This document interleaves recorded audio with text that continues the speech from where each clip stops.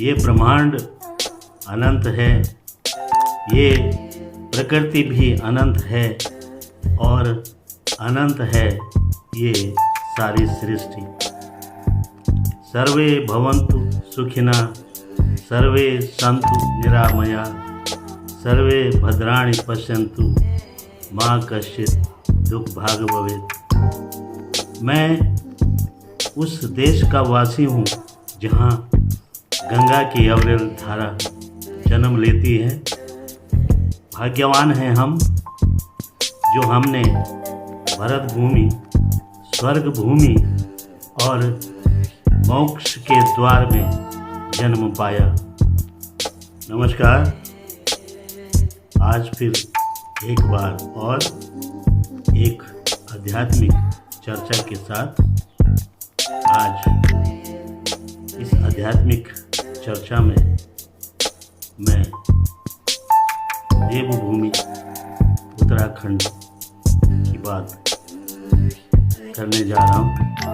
यह वही भूमि है जहाँ गंधर्व, किन्नर और नागों की लीला भूमि रही है।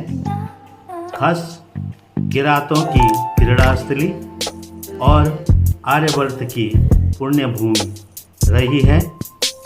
आदि गुरु शंकराचार्य जी द्वारा भगवान श्री केदारनाथ और भगवान बद्रीनाथ की इस देवभूमि, इस पुण्य भूमि में निर्वाण दर्शन पाया था। केदारम मध्यमम तुंगम तथा रुद्रालयम प्रियम कल्पच्या महादेवी सर्व पापम प्रणशनम। केदारखंड लिखा है।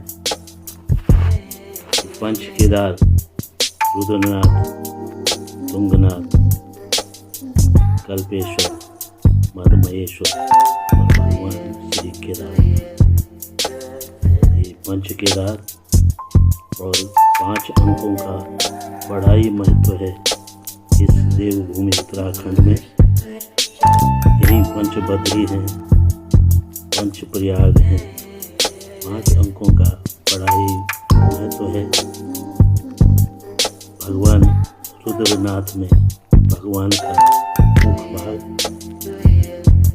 तुंगनाथ में भुजाएं हैं, कल्पेश्वर में जटाएं हैं, मधमहेश्वर में नाभि है और भगवान केदारनाथ में महिष रूप वाला पृष्ठभाग भगवान केदारनाथ में स्थित है और उसी पृष्ठभाग शिला के रूप में भगवान केदारनाथ की पूजा की जाती है।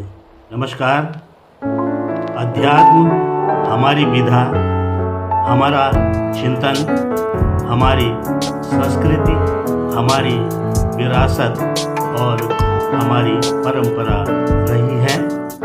अध्यात्म में भक्ति का बीज कैसे रोपा जाता है और कैसे फल पाया जाता है। अध्यात्म हमेशा जमीन से जुड़ा होता है।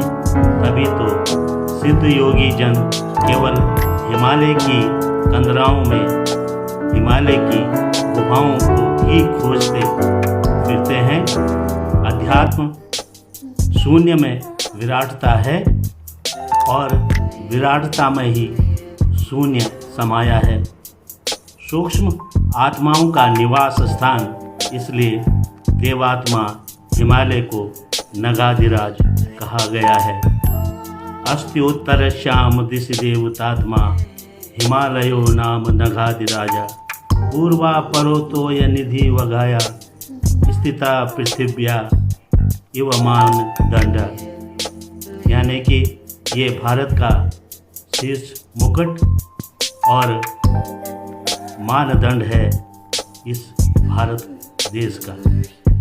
मैं ऐसे देश का निवासी हूँ जहाँ नगाधिराज देवात्मा के नाम से जाने जाते हैं।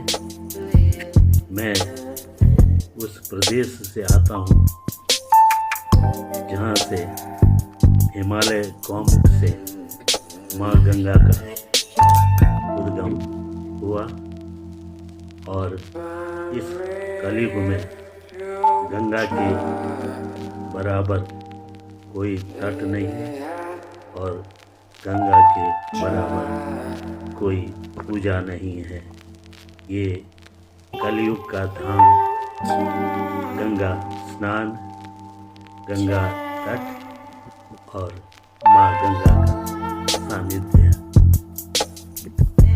अध्यात्म हमारी विधा, हमारा चिंतन, हमारी संस्कृति, हमारी विरासत और हमारी परंपरा रही है। अध्यात्म में भक्ति का बीज कैसे रोपा जाता है और कैसे फल पाया जाता है।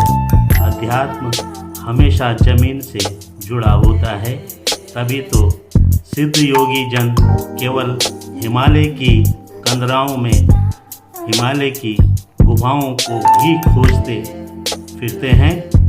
अध्यात्म शून्य में विराटता है और विराटता में ही शून्य समाया है। सूक्ष्म आत्माओं का निवास स्थान, इसलिए देवात्मा हिमालय को नगाधिराज कहा गया है। अस्त्योत्तरश्याम दिशि देवतात्मा हिमालयो नाम नगाधिराजा पूर्वा परोतोय निधि वगाया स्थिता पृथिव्या इव मानदंड। यानी कि ये भारत का शीर्ष मुकुट और मानदंड है इस भारत देश का। इसी हिमालय की गुफाओं में रहकर नंगे पांव पालती मारकर जमीन में बैठकर ध्यानमग्न हो शांत चित्त रहकर साधना लीन धरती का एहसास कराते हैं, जीवन को साधते हैं और जीवन साधना में साधना का जीवन बिताना ही अध्यात्म है। इस हिमालय नगाधिराज हिमालय में ही पुरुष हो या स्त्री, जो भी अध्यात्म को गहराई से जानना चाहते हैं और पूरी दुनिया में फैलाना चाहते हैं, तो इसी पुण्य देवभूमि उत्तराखंड में ही आते रहे हैं और आते जा रहे हैं। कहते हैं संसार में 5 तरह के सुख धन से, तन से, मन से, बुद्धि से और अध्यात्म से ही जोड़े जाते रहे हैं। अपने श्रेष्ठ कर्मों के आधार पर एक नेक सूक्ष्म शरीर का विषय है और आनंद आत्मा का भौतिकवादी अपने लिए जीवन भर चीज़ें जोड़ने में लग कमाई ही करता रहता है, जबकि अध्यात्म वाला व्यक्ति का ध्यान अपने लिए केवल सत, चित और आनंद का स्रोत ढूंढता है। प्रेम, त्याग और अध्यात्म का बाहरी कार्यों से कोई भी लेना देना नहीं होता। धार्मिक होना बाहरी जगत से जुड़ा है और अध्यात्म सत, चित और आनंद से जुड़ा होता है।